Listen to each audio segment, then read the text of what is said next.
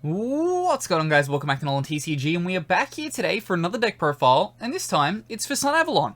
So I took a little bit of time for this stuff to come in. I ordered it when Ghost from the Past dropped, and I've finally gotten around to getting the deck all together and everything.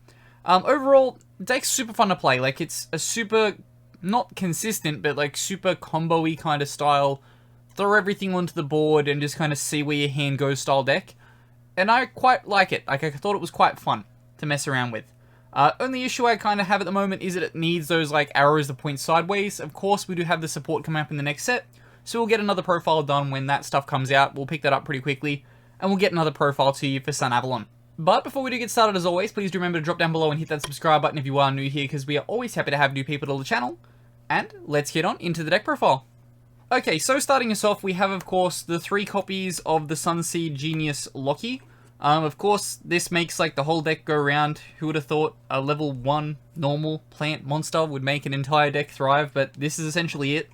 You do typically need to see this to get your whole combos off, because the Link monster only gets its effects when you use the Genius Loki as the material, and it has to go to the extra monster zone. So it does kind of narrow you down to this has to be your starter card.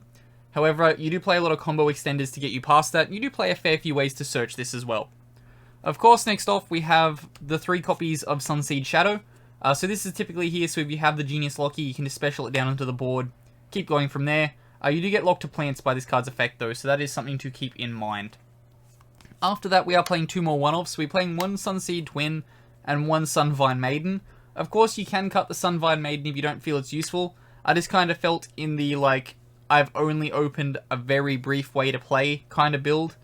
Kind of combo, you can search the Sunvine Maiden just to protect your Link 4, because this can give it targeting protection, which would help it out in those times of need when it might get banished, because it can't be destroyed by battle or card effect, but that doesn't mean it can't get banished, and a targeted banish will ruin your day. So a Sunvine Maiden can come in and give that little bit of protection. Of course, we do have the 1 Sunseed Twin as well. This is here so that when you have the normal engrave and a Link on board, you can special this off something like a Lone Fire Blossom, then this will trigger off to bring back the level 1. Just gives you that extra little bit of extension in the deck. After this, of course, we do have 3 copies of Lone Fire Blossom. It's everything in the deck. This is the normal monster if you need to start with this. It's also good to have like 2 of this engraved at all times. One so that you can recur with the Strenna, the rank 4, and the other one so that you can banish it so Spore can come back as a 4 if you need to make Strenna that way. After that, we have our one-off plants. So we're playing 1 copy of Snowdrop. You search this off the link to Aromage so that you can special it, tributing off your Strenna if you need to go that way. We're playing 1 copy of Rose Girl. Typically the Rose Girl is just here. It's a free body extender. You can summon it as well and then use the Snowdrop Rika to clone its level. They become the 6. You can go into the Aromasphere that you're playing, or you just kind of use it as like a bit of like graveyard, bounce back, recursion kind of material. Then of course the last plant is Spore. It's just a free extension onto board. You can use it to make the Link 1 if you need to get into that Link 1 to start Link climbing and everything. Or you can use it to come back and turn into our Synchro. Of course, you can use this and the Sunseed Twin to make the Synchro if you're banishing off something like the Lone Fire Blossom. Then of course we have our 4s. So we are playing 3 copies of Parallel Exceed. If you open this plus the normal monster, it's typically a pretty big combo. You're going to end on at least the Link 4 with the Trap plus the rank 9 plant. That is typically what you will generate off just that. Extra extenders can get you to Synchros, an extra Link, things like that. But we are also playing 2 copies of Trick Clown, of course. This does trigger off the Dryas, the Link 1, when it's sent. So if you go into the Dryas, add the continuous spell, discard the Trick Clown burns you for some damage, that triggers the Dryas, summon from extra deck, and you end up with 3 monsters on board off that, like, just 1 interaction. Then we have, of course, a hand trap. You can change this for anything that you like. Whatever's good for your locals, you can switch this out for. We're just playing 3 copies of Ash Blossom and Joy Spring in the main deck. Then for our spells, we're playing 3 copies of Sunvine Shrine. Of course, you can trim this if you need to, but this is not hard once per turn, so it's very, very good. Something you can consider doing is possibly cutting 1 for a Blackwing Zephyros the Elite. Because this isn't once per turn, you can use the Zephyros to bounce it back. That is an option that you can look at going down if you do want to play something like that, though. Of course, next off, we're playing the 3 copies of Unexpected Die.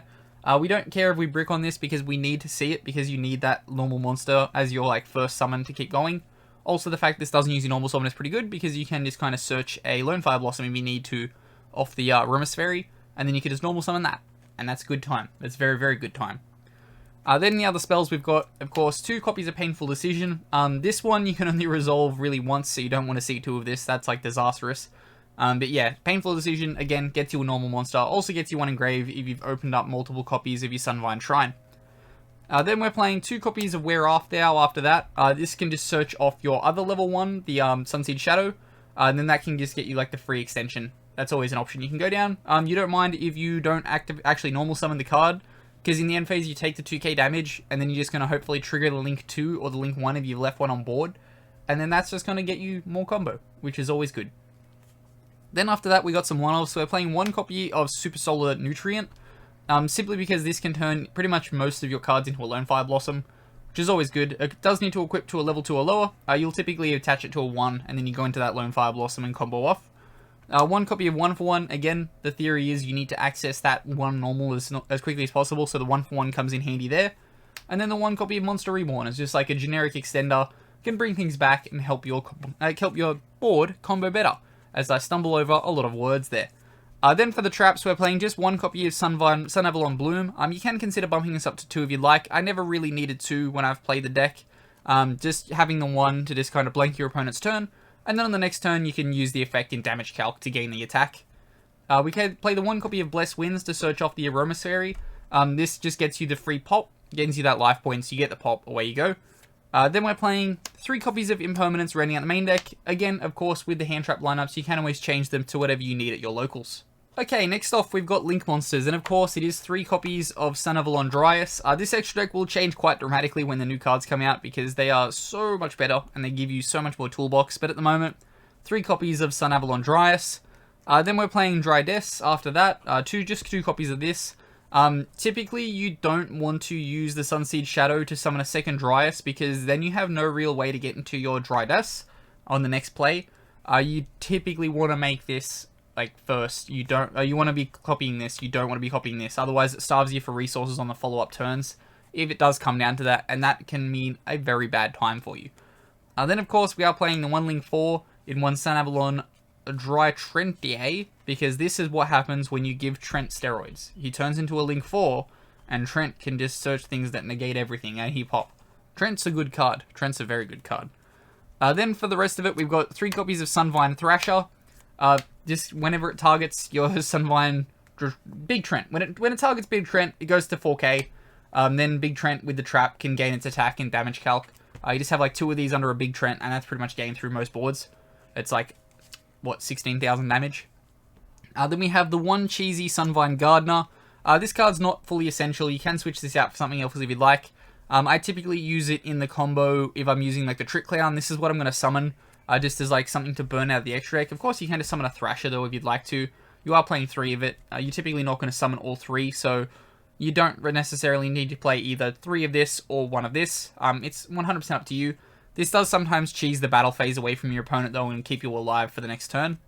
Then we are playing the 1 copy of Sunvine Healer. This is pretty essential just because you can use it to target the Link 1, gain the life points, and then your Aromas Fairy Jasmine can search for any plant that you'd like, which is essentially what you want to do to help all of your combos play out.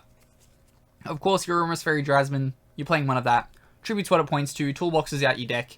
Everything's plants bar those 4s, so you have access to pretty much everything. Then for the XCs, we're playing the 1 copy of Shrenner and the 1 copy of Sacred Tree Beast Hyperion.